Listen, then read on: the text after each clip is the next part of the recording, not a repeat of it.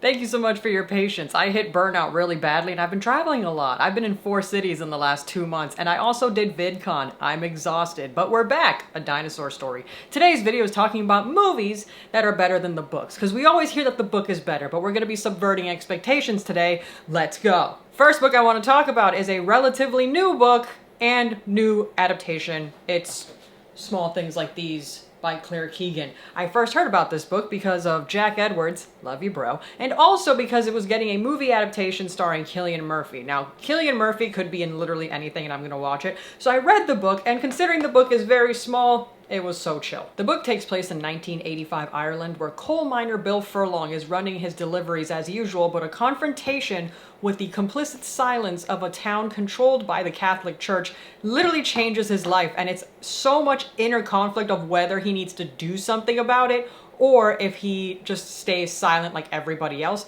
This book talks about a very dark time in Irish history. For those of you that don't know, this talks about the Magdalene laundries, which were for rehabilitation of young women who had babies out of wedlock, but of course they weren't rehabilitating them, they were abusing them. The majority of this book takes place through the inner monologue of Bill Furlong, and I was curious to see how this was going to translate into a movie. I watched the movie's extraordinary. Now, one way to translate the inner monologue of a character through, oh my god, there's a bug, is through voiceover, where the voiceover is literally dictating what the character is thinking, and that can be an effective way to do it, but that's no fun. They actually did something different called visual storytelling. Visual storytelling is using visual elements on screen to tell you information without verbally telling you the information. So for example, instead of having Bill Furlong's wife say, "Wow, my husband has been really off lately, something must be bothering him," the movie is shot in certain ways to show you that that's how Bill is feeling without spoon-feeding you the information. I won't get into too many shot specifics because I don't want to spoil the book and or a movie for y'all, but the way that the cinematographer frames Cillian Murphy, the way that the background is used, the way the different lengths of a shot are used, it is just so good at showcasing what Bill Furlong is going through while he's wrestling with himself to say something about what's happening in the town. And no one plays a man in despair better than Cillian Murphy, in my opinion. Also insane, I think he did Small Things Like These and Oppenheimer back to back, and I'm like, dude, you can do a silly movie. It's okay. Movie number 2, Mean Girls. Now this one's kind of tough because I haven't read the book myself, but also Mean Girls is based on a self-help book written for teenage girls. Tina Fey read the original book, Queen Bees and Honeybees, I think it's called. I really need to look these things up. And then wrote this incredible piece of fiction that showcases the very lessons in the self-help book. The movie Mean Girls is about a character named Katie Heron who moves to America from Africa, and she's having a really hard time with the culture shock and adjusting to an American school. She makes 2 really good friends, but then as a joke, she starts hanging out with like the popular girls who are mean, but then she starts falling victim to the clique and the peer pressure and the yada yada yada. When I found out that it was a self-help book and not an actual fiction book, my flabbers gasted. My bams boozled. Movie number 3, trigger warning, Coraline. Obviously, I am talking strictly from a story, narrative, and filmmaking perspective, and you get it. Coraline is a book about a little girl who moves with her family to a new town, and she's feeling very ignored by her parents, and then she finds a secret door in the new house that leads her to another world that is her perfect life with her perfect mother and perfect family,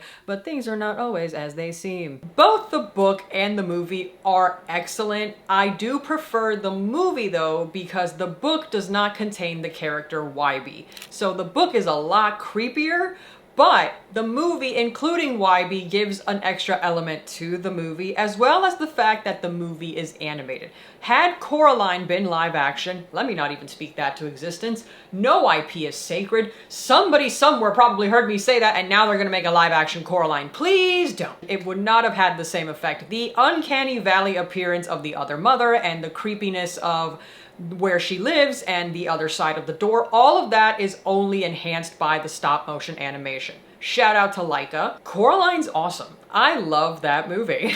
Book 4, I think some of you saw this coming because if you saw my original TikTok that this video is based on, you know that I really love the film adaptation of Fight Club by Chuck Palahniuk. Fight Club is the story of an unnamed narrator who is unhappy with his life and his job, and then he comes across the enigmatic and super hot Tyler Durden, and then decides to join him as Tyler Durden starts a literal fight club at the basement of bars, and things get wild. Hilarity ensues. The whole thing is a satire on a lot of different things. Even the author himself said that you could read it as a satire on closeted men, as a satire on capitalism, as a satire on toxic masculinity. He said that he wrote the story, and however anyone receives it, that's correct. So that's really cool. Now, the thing is that so much of the dialogue is lifted from the book. It's nearly a 1-1 of the book, which in terms of book adaptations, that's how it should go.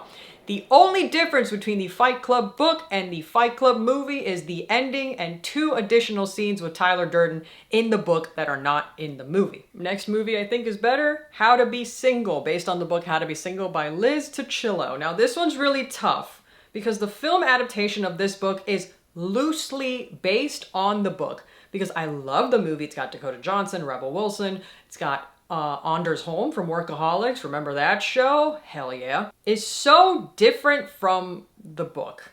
And by that I mean it's 2 completely different stories. Like, I don't even think that the protagonists of the movie share names with the people in the book. And honestly, the book was really boring. Like, it does touch on all of the quintessential topics like love and dating and how hard it is and why doesn't he like me and what do I do? All of that fun stuff. But something about the way the movie does it is exponentially better because it was more of a comedy and the book was more contemporary fiction. It was not really too funny. It wasn't dramatic. It was just fiction, middle of the road fiction. And again, I don't even know if I could compare the 2 because they are so starkly different. But I highly recommend the movie. I think the movie's so fun. I love the movie. I think Allison Brie's in the movie too. And the last movie that I think is better than the book is American Psycho by Bret Easton Ellis. Once again, it's a book that satirizes toxic masculinity and men being terrible, and men miss the point every time. American Psycho deals with one Patrick Bateman who is a Wall Street financial executive who is obsessed with his status, his appearance, and how people perceive him, and he starts kind of crashing out, for lack of a better term, when things start not going his way. Now, American Psycho, the book, is a splatterpunk novel, and what that means is that is a genre of horror that is extraordinarily graphic, gory, gruesome, detailed, nightmare fuel. I did not know that going into this book because I did the same thing that everybody did when they watched the movie, like, wow, I really enjoyed this movie. Let me read the book. Oh no! And that brings me to my reason as to why the movie is better. The movie cuts out a lot of the gore and the violence. I know what you're thinking, but Alyssa, that movie still has a lot of gore and violence. Not as much as the book does. There are things in the book that I can never erase from my memory. So when I tell people, hey, if you want to read the book, you should be really careful because, oh my God! The screenplay was adapted by a woman and the movie is also directed by a woman, and they decided to focus on the satirical message as opposed to using the gore and violence as a crutch, and I really appreciate that because I don't want to see what was written in the book onto the screen, which is why Luca Guadagnino's alleged new adaptation of American Psycho, I'm like, hey buddy, what are you gonna do with the book? Because he did say it's not going to be a remake of the original American Psycho movie from 2000. It's gonna be his interpretation of the book. So it is another adaptation. It's not a remake. He's just remixing it. But I don't know what that means and it's got me really scared. That's all I got for you today. Thank you so much for watching, and let me know if you have other books that you think were better as movies. These are only the ones that I've read the book and seen the movie, because I've heard many books that the movie is better, but because I haven't read it, I can't give my educated opinion on them, and let's talk, let's yap. It's good to be back. Thank you so much again for your patience, and have a great rest of your day. Love you, bye!